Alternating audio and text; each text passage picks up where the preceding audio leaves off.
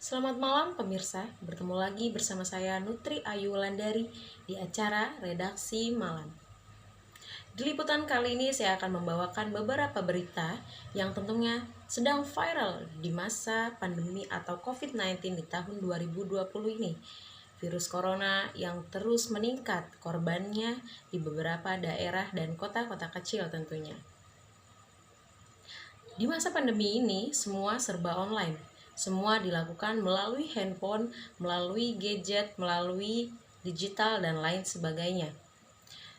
Berbentuk online. Termasuk perbelanjaan, termasuk perdagangan, termasuk kerja pun melalui online. Salah satunya adalah online shop yang berada di kota Jepara.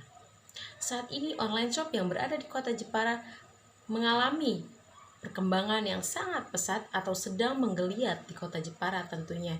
Namun suatu saat mengalami penurunan yang sangat drastis, tapi tidak menunggu waktu lama untuk menjadi online shop yang bangkit lagi di titik paling tinggi. Berikut cuplikannya. Bisnis online shop yang dibangun oleh mahasiswi IAIN Kudus terus mengalami perkembangan yang pesat. Pandemi bukan menjadi alasan untuk menyerah. Pujo Nurhayati, founder MyBag Jimsani, terus berinovasi untuk selalu menciptakan ide-ide baru dalam bisnisnya. Pujo nama sapaannya, menggeluti dunia bisnis tas dan juga aksesoris.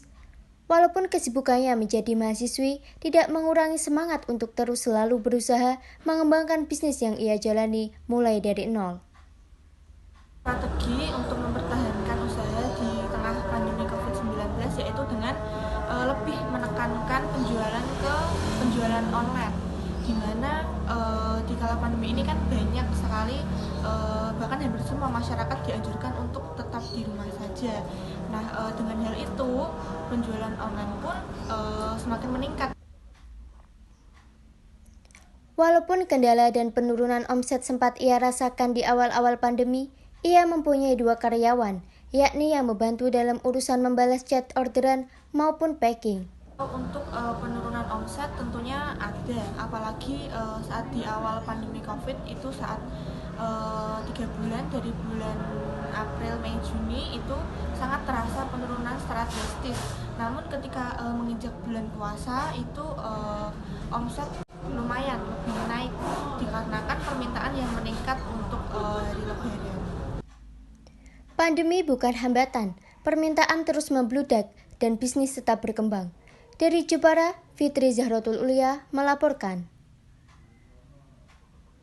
Kedua masih dengan kota yang sama, yaitu kota Jepara, di mana di bulan belakangan ini sering terjadi hujan deras dan angin. Jepara dengan pantai yang terkenalnya oleh masyarakat sekitar, salah satunya yaitu Pantai Bondo di Kabupaten Jepara, mengalami kerusakan pada warung-warung di pesisir pantai karenanya hujan deras kemarin. Namun tidak ada korban satupun dalam peristiwa ini. Berikut cuplikannya.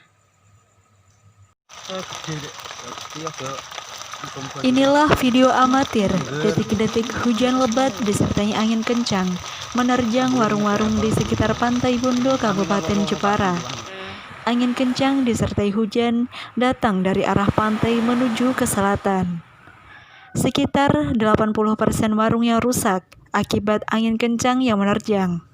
Rata-rata kerusakan terjadi pada bagian atap dan bagian depan yang mengarah langsung ke pantai. Perbaikan warung-warung kini terus dilakukan oleh pemilik dan pekerja. Menurut salah seorang warga, angin kencang sudah sering kali terjadi di musim penghujan. Namun, paling parah terjadi pada pekan Desember ini. Separah apa, Pak? Kerusakannya ada yang fatal, ada yang 50%, minimal 40%. Rata-rata yang rusak itu di bagian apa, Pak? Di bagian ininya, pinggir pantainya, yang warung-warung pinggir pantai, atapnya, terus cor-coran, Itu gazebo, itu karena kena ombaknya, kena ombak sama angin. sama angin. Beruntung tidak ada korban jiwa dalam peristiwa ini. Mahabatul Maula melaporkan dari Jepara. Berita ketiga. Saat ini saya akan membicarakan terkait pondok pesantren atau metode unik yang ada di pondok pesantren, yaitu pondok pesantren Darul Qolam. Di pondok pesantren Darul Qolam ini menyajikan cara yang unik untuk menghafal Al-Quran, untuk tidak mudah untuk dihilangkan dari ingatan. Berikut cuplikannya. Selamat pagi pemirsa, kali ini saya sedang ada di Semarang, di salah satu pondok pesantren yang ada di Kecamatan Ngalian.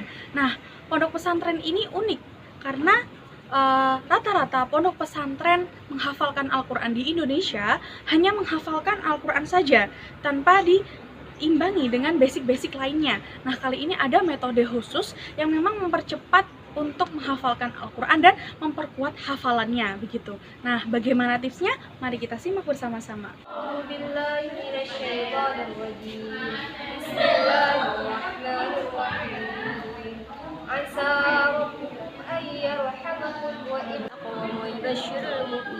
ويبشر المؤمنين أجرا كبيرا وأن الذين لا يؤمنون بالآخرة الليل والنهار آيتين فمحونا آية بكم ولتعلموا عدد السنين والحساب وقل له يوم القيامة كتابا يلقاه منشورا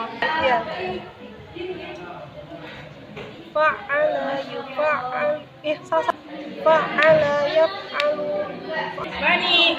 فعل يفعل فعلا ومفعلا فهو فاعل وذاك مفعول أفعل لا تفعل مفعل مفعل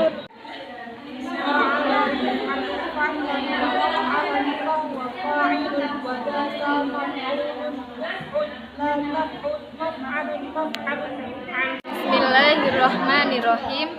Innalladzina, sesungguhnya orang-orang yang amanu, beriman sapa mereka, alladzina walladzina dan wasabiina, dan orang-orang sabiin. Khobarina iku man amana billahi wal yaumil, beriman sapa diaman billahi kepada Allah, wal yaumi ing sholihan kebajikan. Jawab. Assalamualaikum warahmatullahi wabarakatuh. Nama saya Zulfa Amilah Solihah. Saya adalah salah satu santriwati di pesantren Darul Qolam. Di sini saya ingin menyampaikan testimoni tentang cara menghafal dengan metode I'rabul Quran. Nah, saya sebelumnya tidak pernah memiliki pengalaman menghafalkan Al-Quran, dan setelah saya belajar kurang lebih 1 bulan lebih di Darul Qolam, yaitu mempelajari ilmu nahwu dan shoroh, alhamdulillah kecepatan menghafal saya lumayan meningkat, sangat meningkat bisa dibilang. Terima kasih. Wassalamualaikum warahmatullahi wabarakatuh. Nah, menarik bukan? Nah, semoga menginspirasi. Saya Halimah Sadiah, pamit undur diri. Di tahun 2020 ini, COVID telah menyebar luas. Masa pandemi telah merubah segalanya, salah satunya yaitu perekonomian seluruh masyarakat Indonesia. Bahkan negara Indonesia pun melakukan atau mengalami perubahan drastis terhadap perekonomiannya. Salah satunya adalah di kota Kudus, yaitu kota yang terkenal dengan pengrajin batiknya. Saat ini pengrajin batik di kota Kudus sedang mengalami penurunan omset yang sangat drastis pada masa itu. Namun tidak butuh waktu lama untuk mengalami omset naik kembali, dan ini dia cuplikannya. Mewabahnya virus corona memberikan dampak yang signifikan pada sektor perekonomian. Para pelaku usaha mikro maupun menengah mengalami penurunan omset yang sangat drastis. Dampak ini dialami oleh para pelaku usaha di Desa Karangmalang, Kecamatan Gebok, salah satunya para pengrajin batik. Yuli Astuti, pengrajin batik, mengaku telah terjadi penurunan pemesanan selama 3 bulan terakhir. Namun ia tetap memperkerjakan karyawannya untuk menghindari pengangguran. Ia sangat merasakan penurunan omset sejak awal pandemi. Awal pandemi itu kerasa banget penurunan sekali, hampir tidak ada pemasukan karena memang skala prioritas semua orang itu fokus di kesehatan. Hampir setelah 3 bulan mengalami penurunan drastis, mungkin income hanya 30% dari normal, sekarang sudah mulai merangkak 60-70% sudah mulai ini kembali. Jadi banyak pemesanan baik online maupun pemesanan di Kudus sendiri. Setelah 3 bulan mengalami penurunan, usaha ini kembali bangkit. Jumlah pemesanan pun kembali stabil. Dari Kudus, Dewi Aisyah melaporkan. Berita yang saya sampaikan pada malam ini di acara Redaksi Malam. Saya Nutria Wulandari, pamit undur diri. Salam.